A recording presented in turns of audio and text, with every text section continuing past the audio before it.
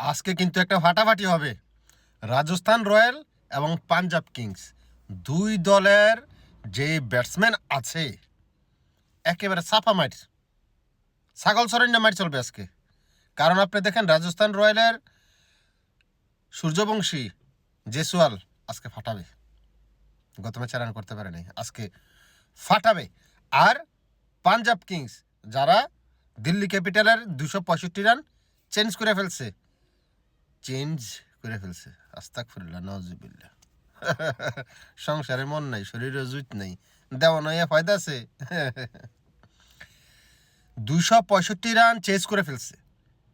তো তাদের ওপেনার থেকে কিন্তু ম্যাচ শুরু হয়, লাস্ট পর্যন্ত ব্যাটসম্যান আছে, যেমন কি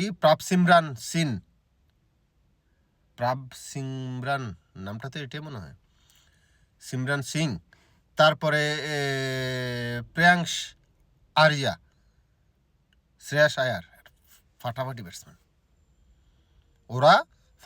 ব্যাটসম্যান। ওরা ছেড়ে কথা বলার মতো দল না। বোঝেন তো, দিল্লি ক্যাপিটালের 265 রান ওরা চেস করে ফেলছে, তার মানে কি ক্যাপাবিলিটি ওদের আছে, সামর্থ্য আছে। সুতরাং আমার কাছে মনে হচ্ছে যে আজকে পাঞ্জাব কিংস জিতে যেতে পারে, আমার কাছে মনে হচ্ছে। কিন্তু ওই সূর্যবংশী যদি আজকে আরেকটা বিধ্বংসী ইনিংস খেলে ফেলে, তাইলে হয়তো অন্য কিছু হইলেও হইতে পারে। কিন্তু আমি একটা জিনিস দেখলাম, টপ অর্ডার থেকে রাজস্থান রয়্যালের যদি রান না করতে পারে, মিডল অর্ডারের তারা কিন্তু খুব বেশি কিছু করতে পারে না। কিন্তু পাঞ্জাব কিংসের আপনার টপ অর্ডার থেকে শুরু করে মিডল অর্ডার পর্যন্ত সবাই রান করে।